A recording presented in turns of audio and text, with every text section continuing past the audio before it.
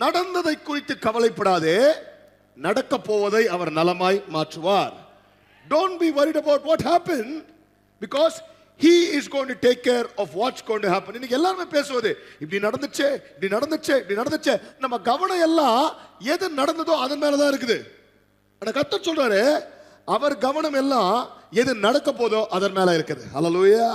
இன்னைக்கு என்கிட்ட நிறைய பேர் வந்து கேட்கிற கேள்வி தெரியுமா, பாஸ்டர் இது நடக்கும் போது கர்த்தர் எங்க இருந்தார்? Where was God when this happened? அப்படின்னும் போது I don't take time to tell them where was God. கர்த்தர் எங்க இருந்தாருன்னு சொல்றதை விட நடந்ததை கொண்டு கர்த்தர் என்ன செய்ய போகிறார் என்று சொல்வதில் நான் அதிகமான நேரத்தை செலவழிக்கிறேன். ஒரு ஆளு சொல்லுங்க பார்க்கலாம். Okay, don't be bothered about where God was when this happened, because be focused on what he is going to do with what has happened in your life. Hallelujah. ஐயா நான் ஒத்துக்கிறேன், உங்களுக்கு நடந்தது நியாயம் இல்லை, உங்களுக்கு நடந்தது இந்த மாதிரி நடந்திருக்க கூடாது, சரியா? மற்றவங்களுக்கு நடந்தது பரவாயில்ல, எனக்கு நடந்திருக்க கூடாது, கரெக்ட் தான். இந்த நேரத்தில் நடந்திருக்க கூடாது, எல்லாம் புரியுது. ஆனா ஒண்ணு மட்டும் நான் சொல்லுவேன், உன் வாழ்க்கையில நடந்ததை கொண்டு கர்த்தர் மகிமைப்படுவார். எத்தனை பேர் ஆமென் சொல்றீங்க? சிலர் கேட்கலாம், பாஸ்டர் உங்களுக்கு எனக்கு என்ன நடந்ததுன்னே தெரியாது, நான் நடந்ததை நீங்க கேள்வி வச்சுங்களேன், அதில் கர்த்தர் மகிமைப்படுவாரா? நீங்க சான்ஸே கிடையாது. இந்த வெக்கத்துல, இந்த அசிங்கத்துல, இந்த கேவத்துல, இந்த அவமானத்துல, இந்த ஃபெயிலியர்ல, இந்த பாவத்துல, இதுலலாம் கர்த்தர் மகிமைப்படுவாரா அப்படின்னு நீங்க யோசிச்சீங்கன்னா, இன்னைக்கு கர்த்தர் சொல்றாரு, உன் வாழ்க்கையில எது நடந்ததோ அதில் கர்த்தர் மகிமைப்படும்படியாக நடக்க போவதை கர்த்தர் வித்தியாசமாக மாற்ற போகிறார். எத்தனை பேர் ஆமென் சொல்றீங்க? நல்ல ஒரு ஆமென் சொல்லுங்க பார்க்கலாம். கர்த்தர் இது எனக்காக செய்ய போகிறார். So instead of asking where was he, start saying look where he is taking me. Hallelujah. வாயை திறந்து கர்த்தர் எங்க இருந்தான்னு கேட்கிறத விட கர்த்தர் என்னை எங்க கொண்டு போகிறார்ன்றதுல கவனத்தை செலுத்தணும். ஹல்லேலூயா. அதனால இன்றைக்கு பிலிப்பியர் புத்தகம் 3வது அதிகாரம் வசனம் 13-14. We're going to start with all actions. முக்கியமான ஒரு 5 ஆக்ஷன் இன்னைக்கு சொல்லி கொடுக்க போறேன். சொல்லுங்க பார்க்கலாம். 5 actions. Okay? All right. வசனத்தை வாசிப்போம், வாசிங்க. சகோதரரே, அதை பிடித்துக் கொண்டேன் என்று நான் எண்ணுகிறதில்லை. எனக்கு என்னன்னா, இந்த இங்கிலீஷ் நான் அதிகமா படிக்கிறதுக்கான காரணம் என்னன்னா, இங்கிலீஷ்ல கொஞ்சம் இந்த டிரான்ஸ்லேஷன் பார்ஷாலிட்டி இல்லாம செஞ்சிருப்பாங்க. ஏன்னா இங்கிலீஷ்ல வந்து பிரதர்ஸ் அண்ட் சிஸ்டர்ஸ்னு போட்டிருப்பாங்க. ஆச்சா, தமிழ்ல மட்டும்தான் ஆனாவனா சகோதரரே சகோதரன். இந்த சகோதரிகள்லாம் வந்து நம்மளுக்கு மட்டும் எழுதுன மாதிரி, பாத்தீங்களா உங்களுக்கு தான் சொல்றாருன்னுவாங்க. ஆனா 2 பேருக்கு தான் எழுதிக்கிறாங்க ஆங்கிலத்துல, பிரதர்ஸ் அண்ட் சிஸ்டர்ஸ். ஸோ சகோதரனே சகோதரியே, அதை பிடித்துக் கொண்டேன் என்று நான் எண்ணுகிறதில்லை, ஒன்று செய்கிறேன், ஒன்னு செய்றேன், பின்னானவைகளை மறந்து முன்னானவைகளை நாடி கிறிஸ்து இயேசுவுக்குள் தேவன் அழைத்த பரம அழைப்பின் பந்தய பொருளுக்காக லக்கை நோக்கி தொடர்கிறேன். அதாவது நீங்க 10வது வசனத்துல இருந்து பாத்தீங்கன்னா, பவுல் சொல்றாரு, கிறிஸ்துல இருந்து தான் உங்க உயிர் தேர்தல் வந்தது, கிறிஸ்து எல்லாத்தையும் முடிச்சிட்டாரு, கிறிஸ்து எனக்காக மரித்தார், அதனால அது எல்லாமே எனக்கு தெரியும். ஆனாலும் நான் என்ன சொல்றேன்னா, எல்லாமே எனக்கு தெரிஞ்சிச்சு, எல்லாமே நான் பண்ணிட்டவன் மாதிரி நான் பிஹேவ் பண்ணல, சரியா? சில விஷயம்லாம் எனக்கு புரியல, ஆனா பின்னானவைகளை நான் மறந்து. சொல்லுங்க பார்க்கலாம். அப்படின்னா என்னது? நடந்ததை எல்லாம். நீ டைட்டில் என்ன? நடந்ததை குறித்து கவலைப்படாத, நடந்ததை மறந்து நான் என்ன பண்றேன்? வாசிங்க. முன்னானவைகளை நாடி கிறிஸ்து இயேசுவுக்குள் தேவன் அழைத்த பரம அழைப்பின் பந்தய பொருளுக்காக. அதாவது முதல் பாயிண்ட், முதல் ஆக்ஷன் சொல்லுங்க பார்க்கலாம். First action, focus to forget. அப்படின்னா என்ன அர்த்தம்? உன் கவனத்தை எல்லாம் மறப்பதில் கொஞ்சம் ஃபோக்கஸ் பண்ணு. எப்படி? சிலலாம் இருக்கிறீங்க, பாஸ்டர் சும்மாவே நான் மறந்துடுறேன், இந்த கதைலாம் எனக்கு சொல்லாதீங்க, எதை ஞாபகம் வச்சுக்கணுமோ அதை மறந்துடுவீங்க, எதை மறக்கணுமோ அதை மட்டும் ஷார்ப்பாக ஞாபகம் வச்சு, அதை மட்டும் தெளிவாக தெரியும். அதெல்லாம் இன்னும் விட்டமின் சாப்பிட்றீங்கன்னு தெரியாது, அதுக்கு என்னையும் சேர்த்து தான். ஆனால் நமக்கு கரெக்டாக எதை மறக்கணுமோ அதை மட்டும் ஞாபகம் இருக்கும். முதல் பாயிண்ட்டே ஃபோக்கஸ் டு ஃபர்கெட். இங்கே பாருங்க, பவுல் சொல்கிறான், நான் பின்னானவைகளை மறந்து. இது நிறைய இந்த தவறு செய்தவர்கள், பாவம் செய்தவர்கள், ஃபெயிலியர் ஆனவங்களுக்கெல்லாம் இது ஒரு ஒரு ஒரு முக்கியமான ஒரு வசனம். ஏன்னா நீ கர்த்தர் சொல்றாரு, நீ பவுலே சொல்றான், நான் ரொம்ப ஃபெயிலாக இருக்கிறேன். ஃபெயிலாக இருக்கிறேன்னா எதுலலாம் ஃபெயிலாக இருக்கிறேன் நீ நினச்சே பார்க்க முடியாது. அவ்வளோ என் வாழ்க்கையில் ஃபெயிலாக இருக்கிறேன். ஆனால் எவ்வளோ மிசரபுளாக நான் ஃபெயிலாக இருந்தாலும் அதையெல்லாம் ஏன் மறக்க விரும்புகிறேன்னா, அதை நான் பிடிச்சிட்டே இருந்ததுனால முன்னாடி போகவே முடியாது. நீங்க வாசித்தீங்கன்னா ரோமரின் புத்தகம் 7வது அதிகாரம் வசனம் 17-18 வாசித்தீங்கன்னா, 17, 18, 19 கொஞ்சம் கன்ஃபியூசிங்காகவே இருக்கும், ஆனால் நம்மளுக்கு புரியும்னு நினைக்கிறேன். வாசிங்க பார்க்கலாம்.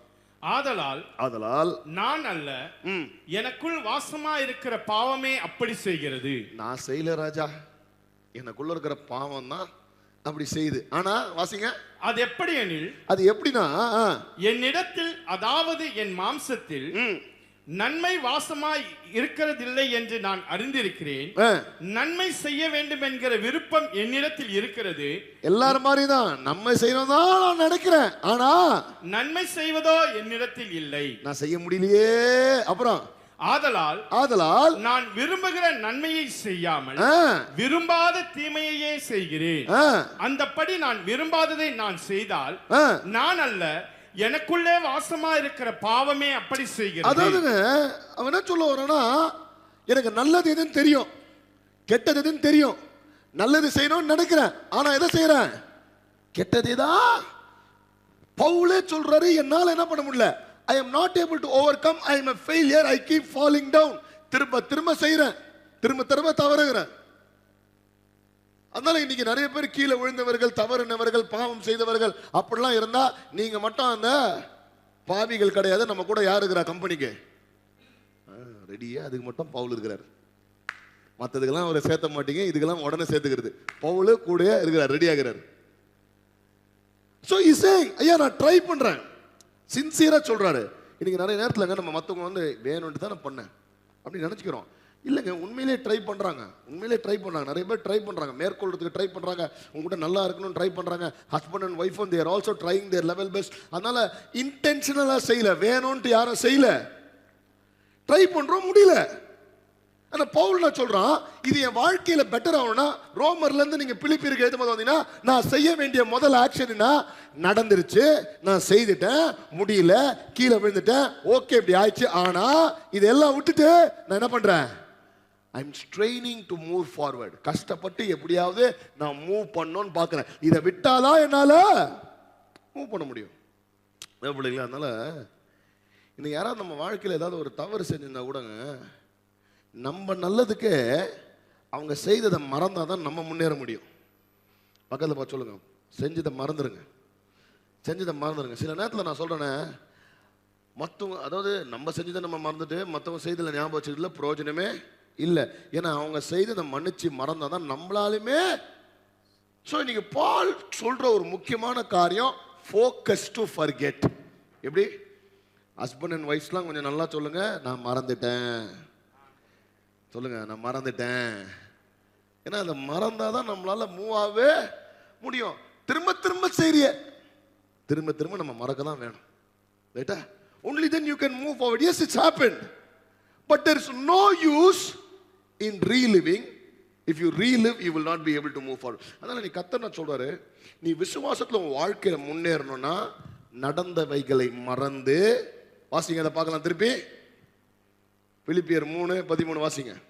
சகோதரரே, அதை பிடித்துக் கொண்டேன் என்று நான் எண்ணுகிறதில்லை, ஒன்று செய்கிறேன், பின்னானவைகளை மறந்து. அப்படியே அதை மறந்து இன்னைக்கு எடுக்க வேண்டிய ஆக்ஷன், இதில் வரைக்கும் என்ன நடந்ததோ.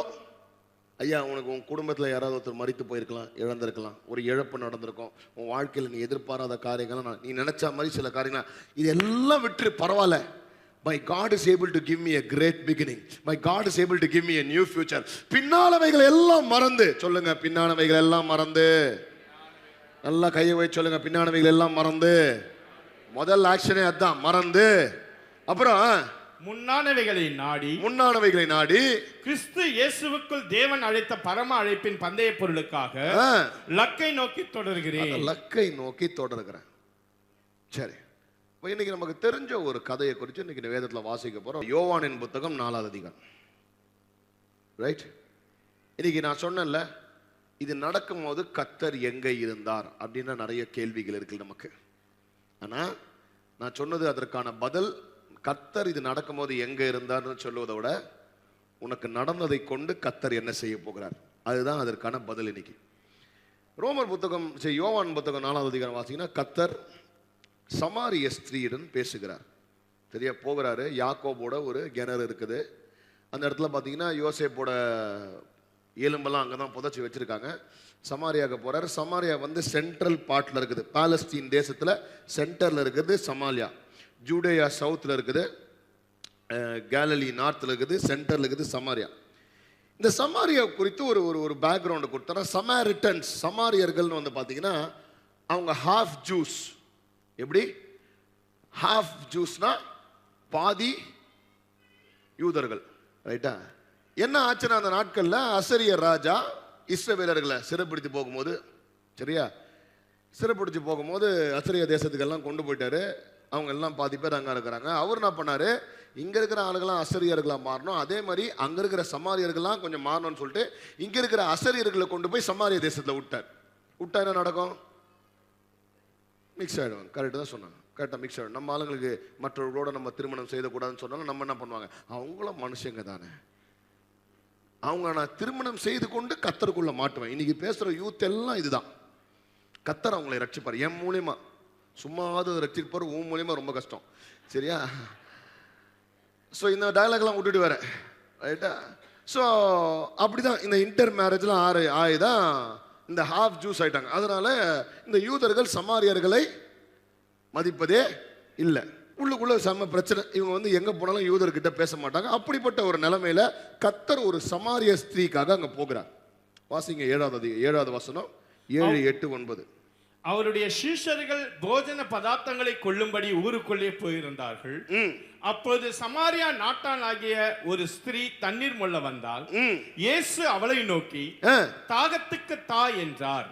யூதர்கள் சமாரியருடனே சம்பந்த கலவாதபடினால் சமாரிய ஸ்திரீ அவரை நோக்கி, நீர் யூதனாய் இருக்க சமாரிய ஸ்திரீயாகி என்னிடத்தில் தாகத்துக்கு தா என்று எப்படி கேட்கலாம் என்றார். பாத்துங்க, எப்படின்னா அப்படியே தீண்டத்தகாதவர்கள் மாதிரி, நீ எப்படி என்கிட்ட பேசலாம், நீ என்கிட்ட பேசவே கூடாது, you cannot talk to her. அதான் அந்த காலத்தில் வந்து ஒரு சட்டம் மாதிரியே, though it was not written, சமாரியர்களோட யூதர்கள் பேச மாட்டார்கள். ஆனால் இயேசு பேசுகிறார்.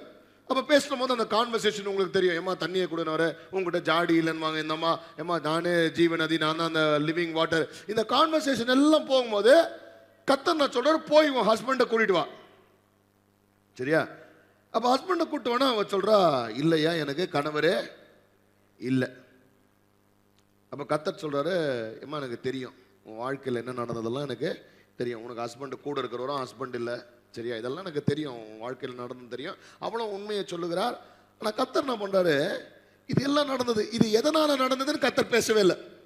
போயிட்டு பாருமா சமாரிய ஸ்திரீ, ஒழுங்கா நீ ஒரு நல்ல அம்மாவா இல்லை, நீ நல்ல மனைவியா அவர் சொன்ன பேச்சை கேட்டிருந்தா செகண்ட் ஹஸ்பண்டோடய நீ இருந்திருப்ப, சரியா? நீ பேச்சை கேட்காதனால தான் தேர்ட் ஹஸ்பண்ட் ஆச்சு. நீ ஒழுங்கா சமைச்சிருந்தா ஃபோர்த் ஹஸ்பண்டாவது கூட இருந்திருப்பாரு. நீ அப்பவும் சமையல் கற்றுக்காதனால ஃபிஃப்த் ஹஸ்பண்டு. இப்படி உட்காந்து பாயிண்ட் கத்தரை அடிக்கனே போயிட்டு நம்ம பாவங்களை பேசினே இல்லை, புரியுதா? நல்லா கொஞ்சம் ஞாபகம் வச்சுங்க.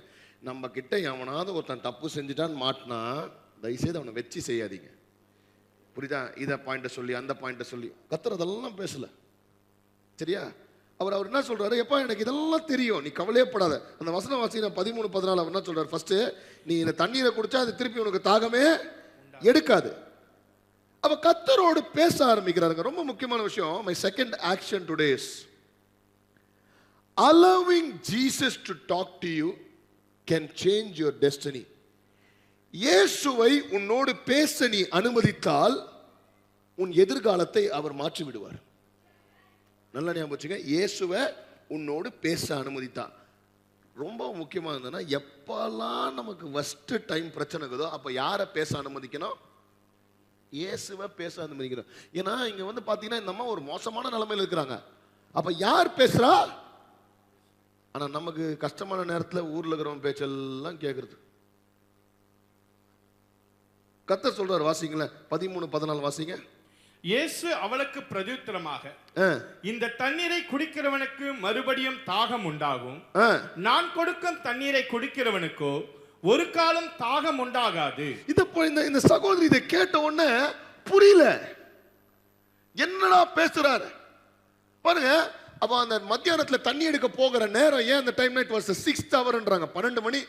யாருமே தண்ணி எடுக்க போகாத ஒரு நேரம், செம்ம வெயில்ல தண்ணி எடுக்க போறதுக்கான நேர நிலைமையே அவளை எல்லாம் ஒதுக்கி வச்சு அவ சரியில்லை அப்படின்னு அவ வாழ்க்கையில ஒரு மோசமான நிலைமை. 5 கணவர்கள் இப்ப இருக்கிற கனவு இல்லை, அப்படி ஒரு மோசமான நிலைமையில அவ இருக்கும்போது இயேசு அவளோட பேசுகிறார். நீங்க உங்களுக்கு நல்லா ஞாபகம் வச்சுங்க, இந்த worst moment of your life allow Jesus to talk to you because he wants to talk to you at that moment. Hallelujah. நான் வந்து இந்த நேற்று ஒரு ரீல்ஸ் போட்டேன். எத்தனை பேர் பார்த்தீங்கன்னு தெரியல. நேற்று ஒரு ரீல் போட்டேன். அது எதுக்குன்னா, பேட் அட்வைஸ் கேட்கறதுக்கு அட்வைஸ் கேட்காமே இருக்கலாம். எப்படி? தப்பான அட்வைஸ் கேட்கறதுக்கு நீ அட்வைஸ் கேட்காம இல்லை. ஏன்னா நம்மளுக்கு வந்து பார்த்தீங்கன்னா, எப்பா ஊரில் இருக்கவங்க எல்லாருமே ஏதாவது ஒரு அட்வைஸ் கொடுப்பாங்க. எப்படி? அதுவும் அதில் அவன் சரியாக தப்பு செஞ்சுன்னு இருப்பான், ஆனால் நமக்கு அட்வைஸ் கொடுப்பான். அவன் குடும்பத்தை ஒழுங்காக நடத்த மாட்டான், ஆனால் நம்மளுக்கு எப்படி குடும்பத்தை நடத்தணும்வான். ஒழுங்காக வேலை செய்ய மாட்டான், ஆனால் 10 things to do your job properly நம்மளுக்கு சொல்லுவான். ரைட்டா? நான் ஒரு டாக்டரை போய் பார்த்தேன், ஒரு ஆயுர்வேதிக் டாக்டரு. அவர் வந்து சொல்கிறார், அவர் ஃபுல்லாக மருந்து கொடுக்குறாரு. கவலையே படாதீங்க, இந்த மருந்து நீங்கள் சாப்பிடுங்க, ஃபுல்லாக வெயிட் லாஸ் ஆவீங்க, பயங்கர ஃபிட்டாக இருப்பீங்க, அப்புறம் இன்னொன்று நல்லா டாலாக வளருவீங்க. அது எனக்கு இல்லை, என் மகளுக்கு அந்த அட்வைஸ்லாம் கொடுக்குறாரு. ஆனால் கொடுத்த டாக்டரு அவர் இங்கே உட்காந்தோன்னா தொப்பை இங்கே வரைக்கும் இருக்குது. அவர் என் ஷோல்டர் அளவு தான் இருக்கிறாரு. ஏயா எங்களுக்கு கொடுக்குற மருந்து நீ சாப்பிட வேண்டியதானே கொஞ்சம். இதை ஏன்னு சொல்றேன்னா, இன்னைக்கு அட்வைஸ் கொடுக்குறவங்க எல்லாம் இப்படிதான். உன் மோசமான நிலைமையில யார் உன்னோட பேச நீ அனுமதிக்கிறாய்? Your worst time is the time you need to open the Bible. That's when you allow God to talk to you. ஏன்னா நிறைய நேரத்தில் நம்ம சத்ருவான என்ன பண்ணா, உன் மோசமான நிலைமையில அவன் பைபிளை திறக்கவே விட மாட்டான். ஐயோ நான் பைபிளை போய் எப்படி தொடுறது? சில பேரை பைபிளை தொடுறதுக்கு வந்து பார்த்தீங்கன்னா அப்படியே கையை கழுவணும்னு வாங்க. இந்த சிலர்லாம் பார்த்தீங்கன்னா அந்த பைபிள் தலைமாட்டான வச்சு, எத்தனை பேர் இன்னும் தலைமாட்டான பைபிள் வச்சு தூங்குறீங்க? கெட்ட கனவு வராது. எப்படி? பைபிளை தலைக்காணிக்கிட்ட வச்சுன்னா கெட்ட கனவு. அதை சொன்னவரை நான் தேடி நிற்கிறேன். ஐயா பைபிளை வாசிச்சுட்டு நீ படுத்தினா உனக்கு கெட்ட கனவு வராது. பைபிளை வெறும் தலைமாட்டானே வச்சுன்னு, சரியா, பில்லோ கவரை கூட மாத்திருப்பான், பைபிள் அங்கேயே தான் இருக்கும். அந்த பைபிளை எடுத்து வாசித்திருக்க மாட்டான். இன்னைக்கு ஐயா உன் வாழ்க்கை மாறணும்னா, உன் மோசமான one of the important actions you have to take is in your worst time allow Jesus to talk.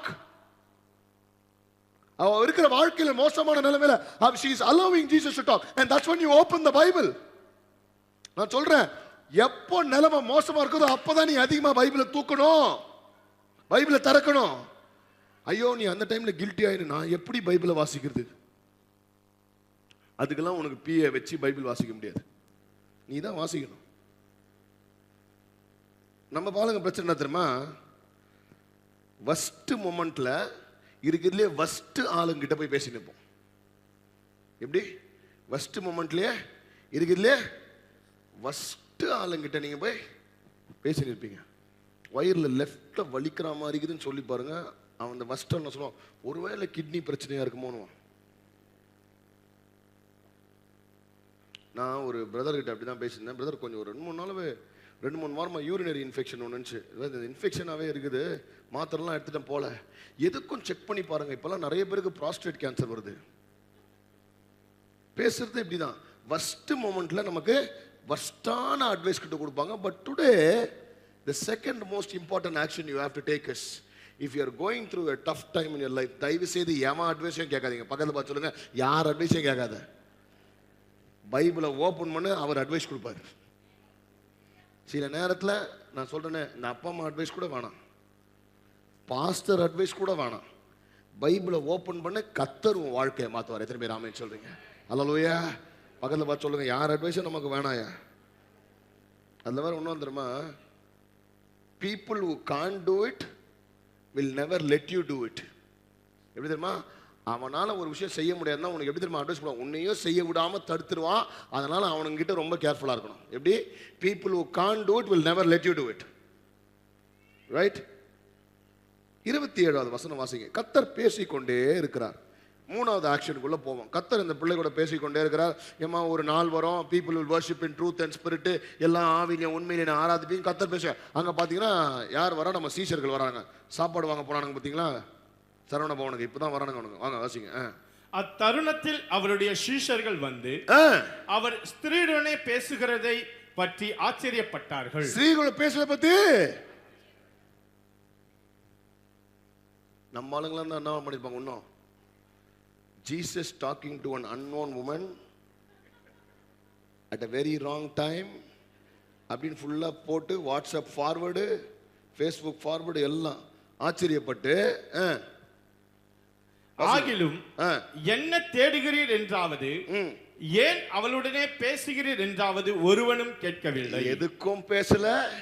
ஏனோ நம்ம ஆளுங்க எல்லாம் இப்படிதான் பார்த்துட்டு இயேசு பார்க்கறதை கண்ட இன்னும் ஏன் ஆச்சரியப்பட்டாரு? ஏண்டா உன்னெல்லாம் வந்து கர்த்தர் ரட்சித்தாரு, இன்னொரு பொண்ணை ரட்சிக்க கூடாதா? மூணாவது காரியம் என்னன்னா, you need to get ready to dare some barriers. உன் வாழ்க்கையில இருக்கிற சில தடைகளை நீ கிழித்து போடுறதுக்கு நீ ஆயத்தம் பண்ண. That is one of the most important action you have to take. சில பேரியர்ஸை நீ உடைத்தே ஆக வேண்டும். சில நான் பேசுறவங்க பேசிட்டே இருப்பாங்க, பேசுறவங்க கேள்வி கேட்டுனே இருப்பாங்க, 1000 காரியம் சொல்ல இருப்பாங்க. ஆனா உன் வாழ்க்கையில கர்த்தர் ஒரு அற்புதத்தை செய்யணும்னா நீ முன்னாடி கால் எடுத்து வச்சு இது வரைக்கும் உன் குடும்பத்துல யாரோ செய்யாத ஒரு காரியத்தை நீ செய்ய ரெடியா இருக்கணும். எத்தனை பேர் ஆமென் சொல்றீங்க? You need to be willing to tear some barriers. ஏன்னா அந்த நாட்கள்ல ஒரு ரபி ஒரு பப்ளிக்கா ஒரு லேடி கிட்ட பேசக்கூடாது, கர்த்தர் உடைச்சார். எத்தனை பேர் ஆமென் சொல்றீங்க? ஹல்லேலூயா. நெக்ஸ்ட், சமாரிய பொண்ணு விட பேசவே கூடாது, அது அவங்களுக்கு அவமானம். சமாரிட்ட பேச கர்த்தர் அதை உடைச்சார். ஹல்லேலூயா. மூணாவது, அந்த அந்த பெண் வந்து வாழ்க்கையே தொலைத்து போன ஒரு மோசமான பெண். ஏன்னா லிட்டத்தட்ட இந்த ஊர்ல வந்து அவளை ஒரு விபச்சாரி போல பாக்குறாங்க. அப்படிப்பட்ட ஒரு ஆள் கிட்ட ஐயோ பேசவே கூடாது, கர்த்தர் நான் பண்ணார், அது எல்லாம் உடைச்சார். தேவ பிள்ளைகளை, நீ கர்த்தர் உன் வாழ்க்கையில் என்ன சொல்றான்னா, ஐயா உன் வாழ்க்கையில நீ இது வரைக்கும் தகர்க்காத உடைக்காத பேரியர்ஸ் எல்லாம் நீ உடைக்க போற, கர்த்தர் உனக்காக அதை செய்ய போகிறார். எத்தனை பேர் ஆமென் சொல்றீங்க? ஹல்லேலூயா. The third action is be ready to tear down barriers. நான் நேற்று மிஷன்ஸை குறித்து நான் ஒரு சகோதரர்கிட்ட நேற்று ஃபோனில் பேசிட்டு இருந்தேன். ஐயா இது வரைக்கும் மிஷன்ஸ் செய்யாததெல்லாம் நம்ம செய்யறதுக்கு ரெடியாக இருக்கணும், யோசிக்காததெல்லாம் நம்ம செய்யறதுக்கு ரெடியா இருக்கணும், அன்இமேஜினபிளா செய்யறதுக்கு ரெடியா இருக்கணும். இப்படிதான் செஞ்சான்னு கிடையாது, இப்படிலாம் செய்யாத நம்ம செய்யறதுக்கு ரெடியா இருக்கணும். எத்தனை பேர் ஆமென் சொல்றீங்க? ஹல்லேலூயா. ஐயா இன்னைக்கு ரோட்ல ஒரு விபச்சாரியை பார்த்தாலும் இல்லை ரோட்ல ஒரு ட்ரக் அடிக்ட பார்த்தாலும், are you ready to go and talk to them? இல்லை நம்ம பேசினா என்ன பண்ணுவாங்க? நேற்று ஒரு ஒரு ஒரு சகோதரர் ஒரு நேற்று ஒரு 3 நாள் முன்னாடி ஒரு ஒரு பாஸ்டர் என்கிட்ட பேசினார். பாஸ்டர், வாழ்க்கையில் நம்ம ஒரு விஷயம் ரொம்ப கேர்ஃபுல்லாக இருக்கணும். என்ன அப்படின்னா, நம்ம அழைப்புலேருந்து நம்ம மாறிடக்கூடாது. சரியா, ஏன் இதை என்கிட்ட பேசுகிறீங்க அப்படின்னு யோசிச்சுக்கிறேன் நான். இல்லை இப்போ நீங்கள் நிறைய மோட்டிவேஷனல் ரீல்ஸ் நிறைய போடுறீங்க, அதனால் நிறைய அவிசுவாசிகள்லாம் உங்களை ஃபாலோ பண்ணுறாங்க, நிறைய சினிமாக்காரங்களாம் ஃபாலோ பண்ணுறாங்க. சரி, அதனால் நீங்கள் மாறிடக்கூடாதுன்னாரு. நான் என்ன பண்ணுறேன்னு உனக்கு தெரியுமா? தெரியாது. நான் எதற்காக இதெல்லாம் உடைக்கிறேன்னு தெரியுமா? தெரியாது. ஐயா இன்னைக்கு என் ஃபாலோவர்ஸில் வந்து பார்த்தீங்கன்னா கிட்டத்தட்ட 60% 70% இப்போ எப்படி ஆயிட்டாங்கன்னா கிறிஸ்துவை அறியாதவர்கள் என்னை ஃபாலோ பண்ணுறாங்க. ஹல்லேலூயா. எதற்குனா நான் பேசுகிற வார்த்தைகள் அவன் வாழ்க்கையை கட்டுது, ஆனால் கடைசியாக அவன் ஃபாலோ பண்ணுறேன்னு நான் என்ன பண்ணேன்னா அவன் ஜீசஸை ஃபாலோ பண்ணும்படியாக நான் கொண்டு போய் சேர்க்குறேன். ஹல்லேலூயா. இன்னைக்கு எவன் எனக்கு இன்ஸ்டாகிராமில் யார் எனக்கு மெசேஜ் அனுப்பிச்சாலும் நான் கொடுக்குற முதல் நம்பர் ப்ரேயர் நம்பர். அவர்கள் எந்த ஜாதியாக இருந்தாலும் எந்த மதமாக இருந்தாலும் எந்த ஊர்னாலும் அவர்களை கொண்டு போய் சேர்க்க வேண்டியது கர்த்தர் இடத்துல. இன்னைக்கு அதுதான் என் வேலை. மற்ற பாஸ்டர்கள் செய்ய முடியாததை செய்ய நான் ரெடியாக இருக்கிறேன் கர்த்தருக்காக. ஹல்லேலூயா. ஸோ அதனால இன்னைக்கு செய்ய முடியாதவன் உட்காந்து விமர்சிச்சுட்டே இருப்பான். இன்னைக்கு கர்த்தர் சொல்ற வாழ்க்கையில் God wants you to tear down some barriers. Hallelujah. In your life, in children's life. Hallelujah. இன்னும் சொல்றேன், பேரண்ட்ஸ் எல்லாம் முதல்ல நீங்க உடைக்க வேண்டிய பேரியர், என் பையன் டாக்டரா தான் ஆகணும், என் பொண்ணு டாக்டரா தான் ஆகணும், என் பையன் இந்த 2 பேரியரை தாண்டி உலகம் எவ்வளவோ இருக்குது. அதனால சயின்ஸே வராத பிள்ளைய தயவுசெய்து டாக்டருக்கு படிக்க வைக்காதீங்க. கொலை குத்திரம் வந்துடும் உங்க மேலாம். கொலை கேஸ்ல போக வேண்டியதுங்க டாக்டருக்குல, டாக்டர் வராம அவனை படிக்க வச்ச பேரண்ட்ஸ். அதனால இன்னைக்கு God is saying the most important action you need to do is tear down barriers. கர்த்தர் பேசிக்கொண்டே இருக்கிறார். உடனே அந்த சகோதரி என்ன பண்றாங்க வாசிங்க. அப்பொழுது அந்த ஸ்திரீ தன் குடத்தை வைத்துவிட்டு ஊருக்குள்ளே போய் ஜனங்களை நோக்கி, குடத்தை வைத்துவிட்டு, 4வது action, be ready to leave your jar. அந்த பழைய குடத்தை அங்கேயே வச்சுட்டு போக ரெடியா இருங்க. இது ரொம்ப முக்கியமான ஆக்ஷன். ஏன் தெரியுமா? பவுல் சொல்றாருல, பின்னானவைகள் எல்லாம் நான் மறந்து விட்டு, அப்படின்னா என்ன அர்த்தம்? பழைய குடத்தை எல்லாம் நான் வச்சுட்டு கர்த்தர் எனக்கு வைத்திருக்க புது வாழ்க்கைக்குள்ள நான் போக போறேன். புது வாழ்க்கைக்கு பழைய குடத்தை எடுத்துன்னு போக முடியாது. இங்க திருமணமாயிருந்த சகோதரிகள் இருந்தீங்கன்னா, நீங்க கல்யாணம் ஆகி வீட்டுக்கு போகும்போது உங்க வீட்டில் கேட்கறதெல்லாம் எல்லாம் எனக்கு ஐ வாண்ட் நியூ. ஏதாவதுமா நீங்க அம்மாவோட புடவைகள்லாம் எடுத்துப்பாங்க, அம்மா ஜுவல்ஸ்லாம் எடுத்துப்பாங்க. அம்மா நீங்க அந்த சமைச்சிருந்தீங்க பார்த்தீங்கன்னா அந்த பாத்திரத்தை கொடுங்க, அந்த குடத்தை கொடுங்க. யாரும் கேட்க மாட்டாங்க. வாங்கினா எனக்கு புது குடத்தை கொடு, புதுசா கொடு. இன்னைக்கு ரொம்ப முக்கியமான விஷயம் தேவ பிள்ளைகளை, இன்னைக்கு காட் இஸ் சேயிங் உன் வாழ்க்கையில சில குடங்கள் உண்டு.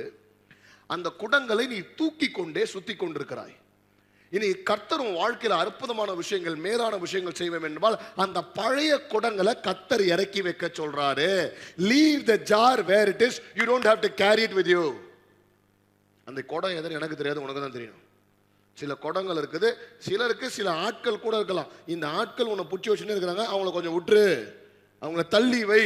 அப்படிப்பட்ட ஆட்கள் கூட இருந்தா உன்னால முன்னேற முடியாது. அதனால பவுல் சொல்றாரு 13வது வசனத்துல ரோமர் பிலிப்பு பின்னானவைகளை நான் விட்டு விட்டு முன்னானவைகளை நாடி செல்றேன்.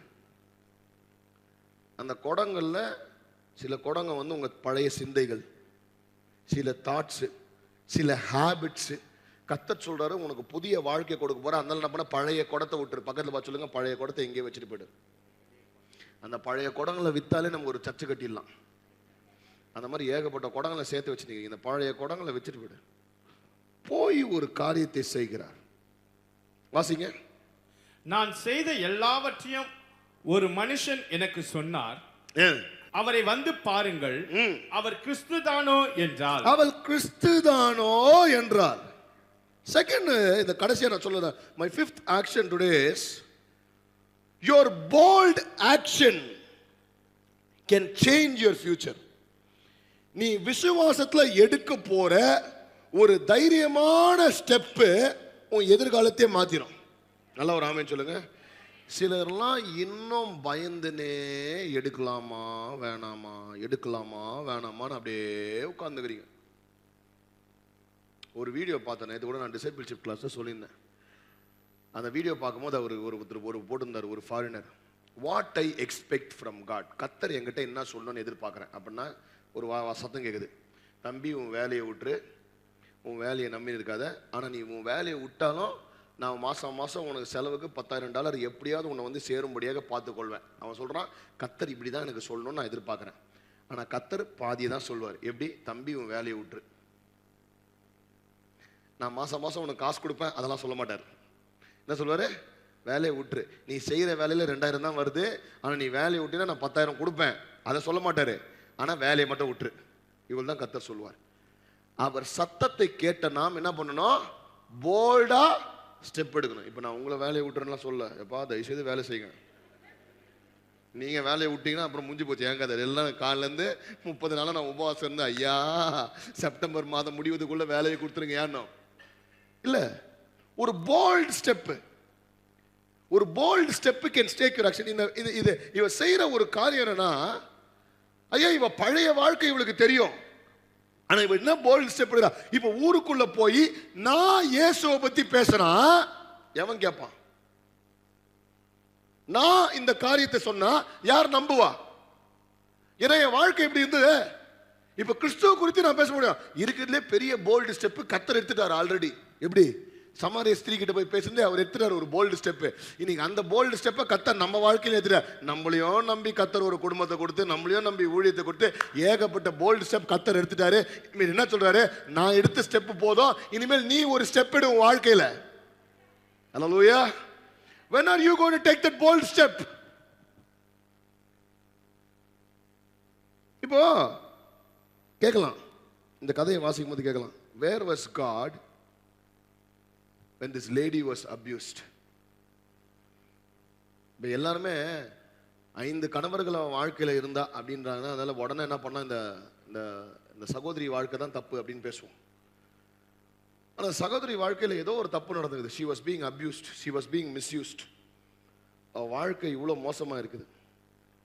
ஒரு கேள்வி கேட்கலாம், கர்த்தர் இதெல்லாம் அவன் வாழ்க்கையில் நடக்கும்போது எங்க இருந்தா? ஏன் அவ கூட ஜோம் பண்ணிக்கலாம், ஆண்டவரே என் வாழ்க்கையில் இப்படி ஒன்று மாறி ஒன்று என் திருமணம் நிறைக்காம போயிட்டு இருக்குது ஆண்டவரே, எங்க இருந்தது ஆண்டவரே? நீங்க ஆனால் கத்தர் கான்வர்சேஷன் எல்லாம் அவர் எங்கே இருந்தான்னு பேசல. இப்படி உடைந்து போன வாழ்க்கையை கொண்டு இப்போ கத்தர் என்ன செய்கிறார்? அல்லேலூயா. அவ வாழ்க்கையில் நடந்ததை வைத்து இப்போ கத்தர் இன்னைக்கு சொல்றார். இவ போய் இன்னைக்கு கத்தரை குறித்து பேசுறாரு. ஐ டெல் யூ, பைபிளில் பேதுரு, பவுல் இவங்களுக்கெல்லாம் முன்னாடி இருந்த ஃபர்ஸ்ட் இவாஞ்சலிஸ்ட் இந்த அம்மா தான். எத்தனை பேர் ஆமென் சொல்றீங்க?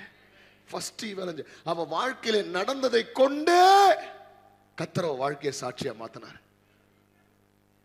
நீ இவ வாழ்க்கையில நடந்ததை விட மோசமா நமக்கு நடந்திருக்குது. ஆனா இவ வாழ்க்கையை கத்தர் சாட்சியா மாத்தணும் முடிஞ்சனா, ஐயா இன்னைக்கு உன் வாழ்க்கையும் கத்தர் சாட்சியா மாற்றுவார். எரேமியா 29:11 சொல்லுது, I know the plans I have for you. And what is the plan? Plans to give you a great future and to remove every curse. அப்போ what is God is saying? I am not talking about what has happened in the past. ஆனா அவர் என்ன சொல்றார்? 29:11 வாசிங்க. நீங்கள் எதிர்பார்த்திருக்கும் முடிவை உங்களுக்கு கொடுக்கும்படிக்கு நான் உங்கள் பேரில் நினைத்திருக்கிற நினைவுகளை அறிவேன் என்று கர்த்தர் சொல்லுகிறார். உன் எதிர்காலம் எப்படி இருக்கும்னு நான் அறிவேன். நீ நடந்ததை குறித்தே டென்ஷனா இருக்கிற, ஆனா நடந்தது எல்லாம் நான் நல்லதாய் மாற்றுவேன், நான் அறிவேன். நீ நினைச்சிருக்கிற முடிவை நான் கொடுப்பேன், நான் அறிவேன். இது எல்லாம் முடிஞ்சு போச்சு. That is the promise that God is giving you all today. நீ நடந்ததை குறித்த டென்ஷன் ஆகிற, நடந்ததை குறித்த கவலை இருக்கிற, ஆனா நடந்ததை அவர் நலமாய் மாற்றுகிறார், மாற்றி விட்டார். எத்தனை பேர் ஆமென் சொல்றீங்க? இப்ப நீ எடுக்க வேண்டிய ஆக்ஷன் என்ன தெரியுமா? என்ன வேணா நடந்துருக்கட்டா விட்றா. 5 புஷ பரவாயில்ல, ஆனா கத்தர் பேசின பிறகு வாழ்க்கையில மாறுற ஒரு காரியம், ஏஞ்சு பையா இவர் தான் கிறிஸ்து. என் வாழ்க்கையில நடந்ததெல்லாம் அவர் சொல்லிட்டார், இவர் தான் நீ தேடுகிற மேசாயா. உடனே கூட்டம் அவரை தேடி போகுது. நம்மளா தான் என்ன பண்ணிருப்போம்? நீங்க பாருங்க, இம்பாக்ட் பாருங்க. வசனம் நீங்க வாசினா கூட்டம் எல்லாம் அவளை தேடி, நம்மளா இருந்தா பாடுற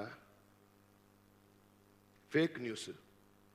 எப்படி ஃபேக்? யார் சொல்றது பத்தியா? அது இன்னொன்று பழமொழி, சாத்தான் வேதம் சாத்தான் சொல்றது பத்தியா?